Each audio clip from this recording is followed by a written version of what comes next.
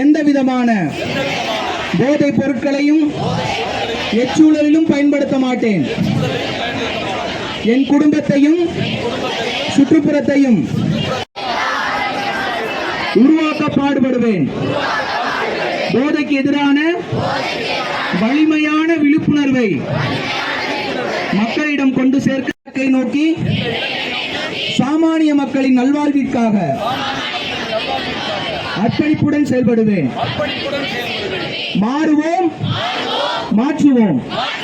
திண்டுக்கல்லில் 300க்கும் மேற்பட்ட மாணவ மாணவிகள் கலந்து கொண்ட போதை ஒழிப்பு விழிப்புணர்வு பேரணியை திண்டுக்கல் மாவட்ட காவல் கண்காணிப்பாளர் ஜெயக்குமார் தொடங்கி வைத்தார். சாதாரண புகையில எடுத்தாலே அது போதைப் பொருள் தான்.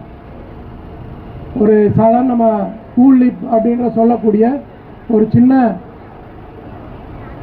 புகையிலை பொருளை வாயில வச்சுக்கிறோம். அதில் தான் அந்த போதை பழக்கம் ஸ்டார்ட் ஆகுது. அதுக்கப்புறம் சிகரெட், மது, கஞ்சா போன்ற பழக்க போதை ஊசிகள் போன்ற பழக்க வழக்கங்கள்லாம் இன்றைக்கு பள்ளி கல்லூரி மாணவர்களிடையே அதிகமாக பரவி வருகிறது. திண்டுக்கல் மாவட்ட காவல்துறை மற்றும் மாசில்லா திண்டுக்கல் மாநகரத்தை உருவாக்க இணைவோம் இயக்கம் இணைந்து பள்ளி கல்லூரி மாணவ மாணவிகளுக்கான போதை ஒழிப்பு விழிப்புணர்வு பேரணி நடைபெற்றது. திண்டுக்கல் பேருந்து நிலையம் அருகே இந்த பேரணியை திண்டுக்கல் மாவட்ட காவல் கண்காணிப்பாளர் ஜெயக்குமார் கொடியசைத்து துவக்கி வைத்தார்.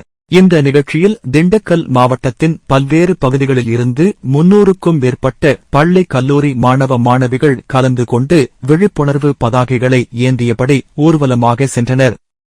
மாணவர்களுடன் சேர்ந்து மாவட்ட காவல் கண்காணிப்பாளர் ஜெயக்குமாரும் விழிப்புணர்வு வாசகங்கள் அடங்கிய துண்டு பிரசுரங்களை வழங்கினார்.